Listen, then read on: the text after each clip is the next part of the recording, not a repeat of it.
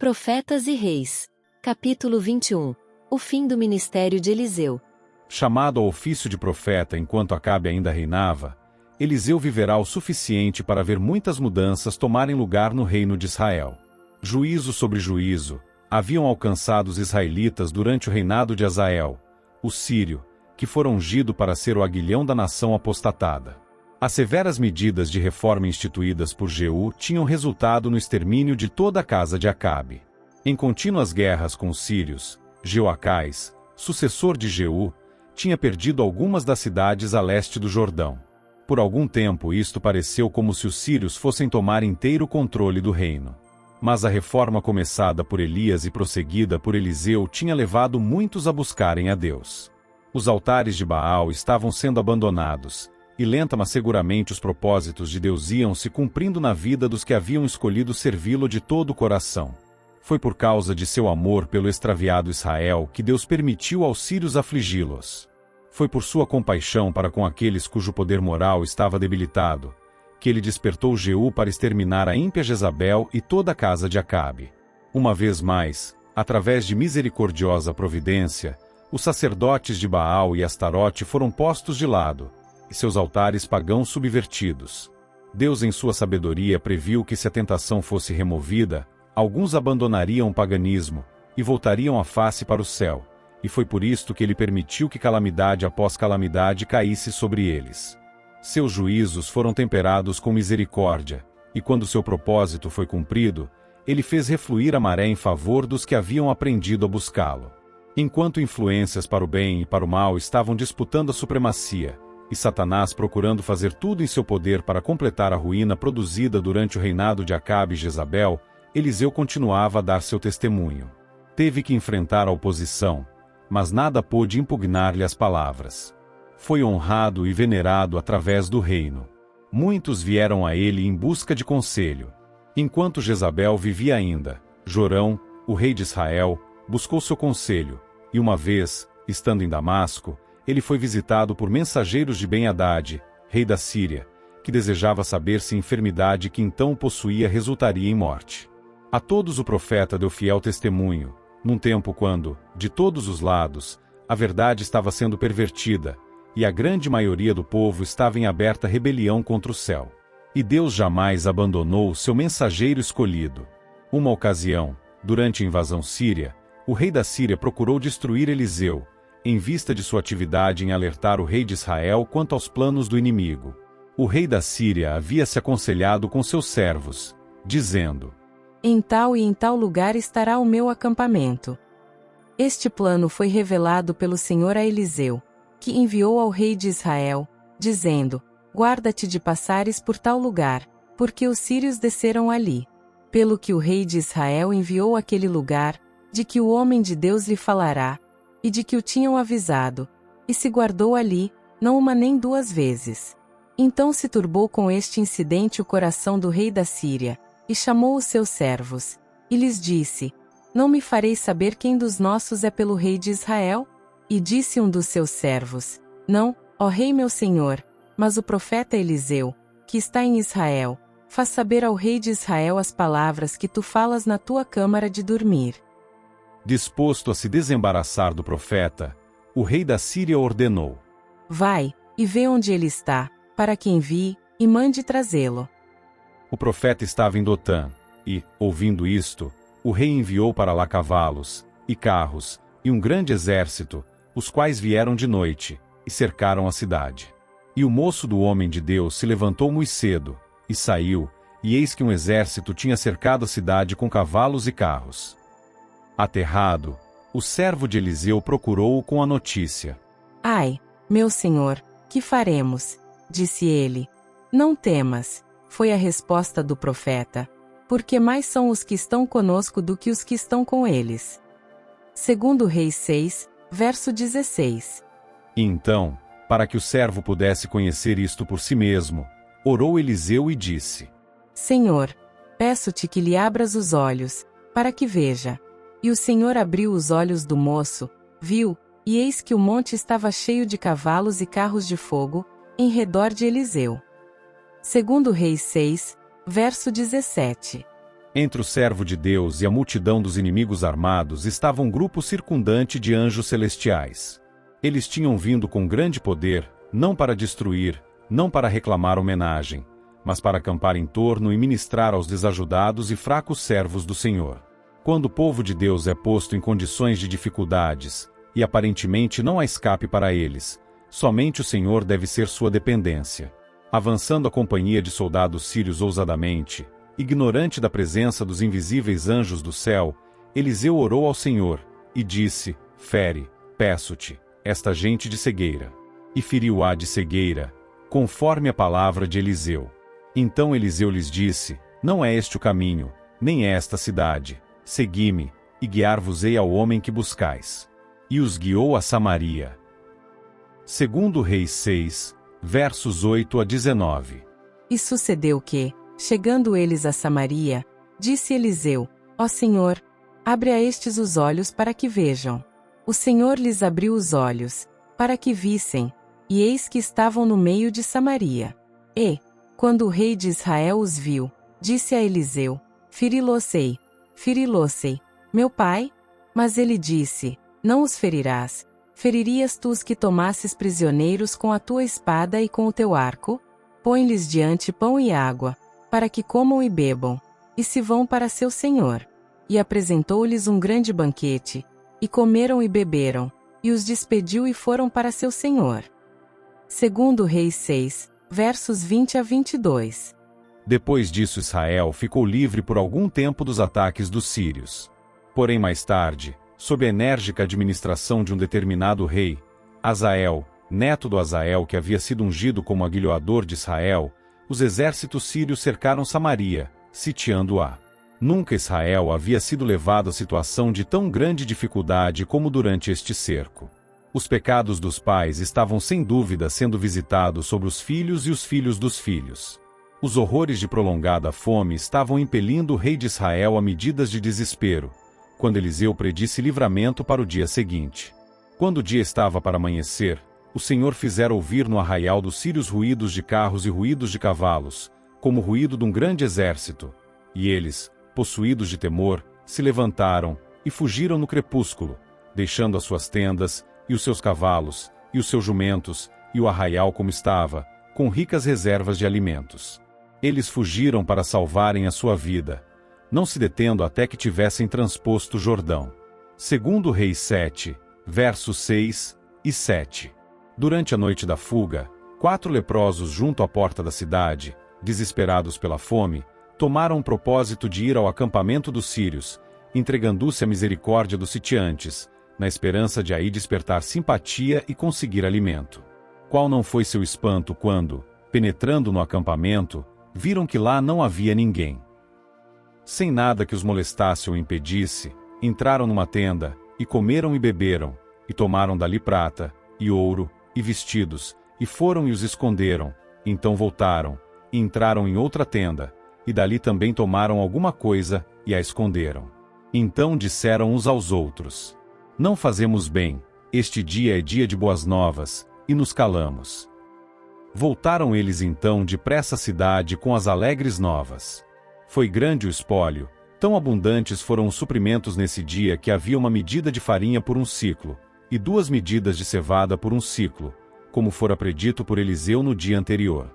Uma vez mais o nome de Deus for exaltado perante os pagãos, conforme a palavra do Senhor, por intermédio de seu profeta em Israel.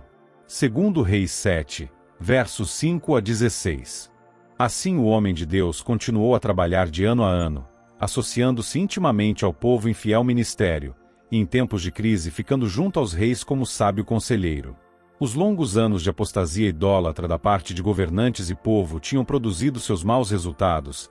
A negra sombra da apostasia era ainda visível em toda parte, embora houvesse aqui e ali os que se haviam firmemente recusado a dobrar os joelhos a Baal. À medida que Eliseu continuava sua obra de reforma, muitos eram recuperados do paganismo, e esses aprendiam a se alegrar no serviço do verdadeiro Deus. O profeta sentia-se animar com esses milagres da divina graça, e fora inspirado com grande anseio de alcançar todos os que eram honestos de coração. Onde quer que estivesse, procurava ser um ensinador de justiça. Do ponto de vista humano, A perspectiva para a regeneração espiritual da nação era tão destituída de esperança como é hoje para os servos de Deus que estão trabalhando nos lugares escuros da terra. Mas a Igreja de Cristo é um instrumento de Deus para a proclamação da verdade.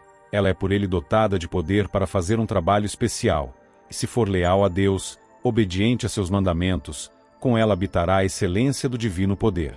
Se ela for fiel a seu dever de obediência, não há poder que possa permanecer contra ela. As forças do inimigo não serão mais capazes de suplantá-la que a palha para resistir ao remoinho.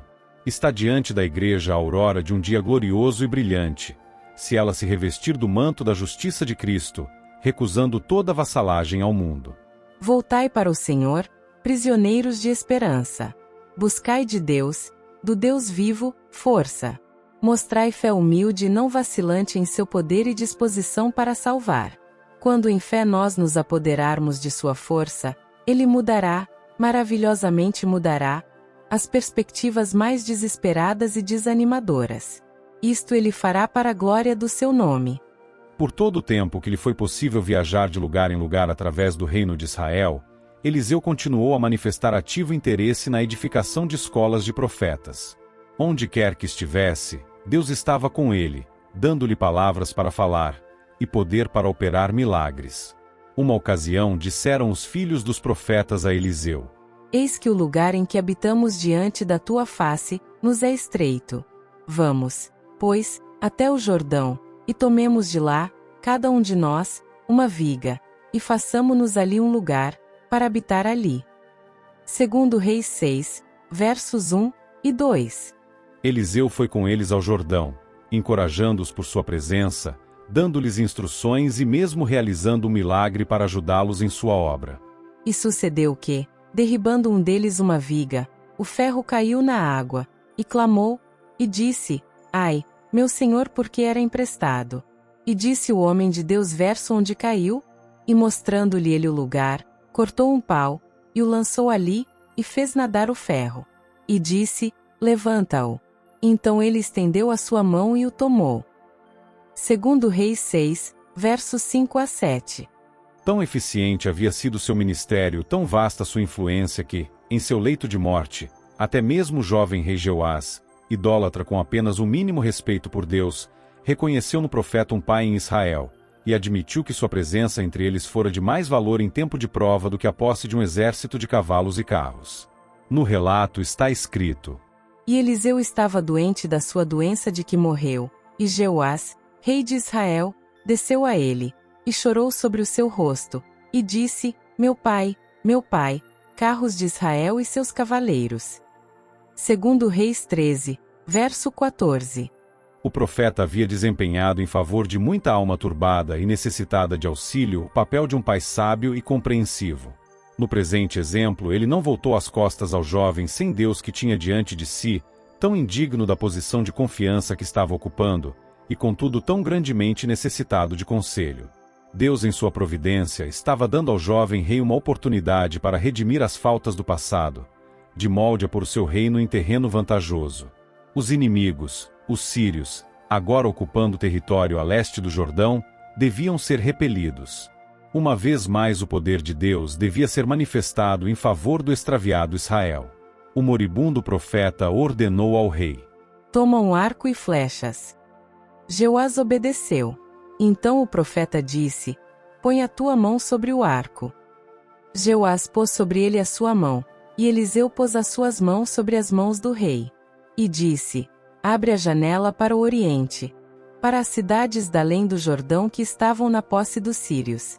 Havendo o rei aberto a janela de treliças, Eliseu ordenou-lhe que disparasse a flecha. Percorrendo o dardo o seu caminho, foi o profeta inspirado a dizer: A flecha do livramento do Senhor é a flecha do livramento contra os sírios, porque ferirás os sírios em Afeque, até os consumir. Então o profeta provou a fé do rei. Ordenando que Jeoás tomasse as flechas, ele disse: Fere a terra. 3 vezes o rei feriu o chão, e então se deteve. 5 ou 6 vezes a deverias ter ferido. Eliseu exclamou consternado: Então feririas os sírios até os consumir, porém agora só 3 vezes ferirás os sírios.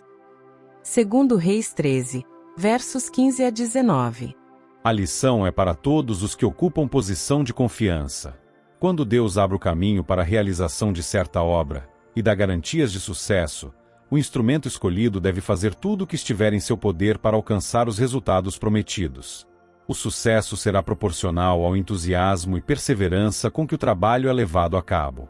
Deus pode operar milagres em favor de seu povo unicamente quando este desempenha sua parte com incansável energia. Ele reclama para sua obra homens de devoção, homens de coragem moral, com ardente amor pelas almas e zelo que nunca esmorece.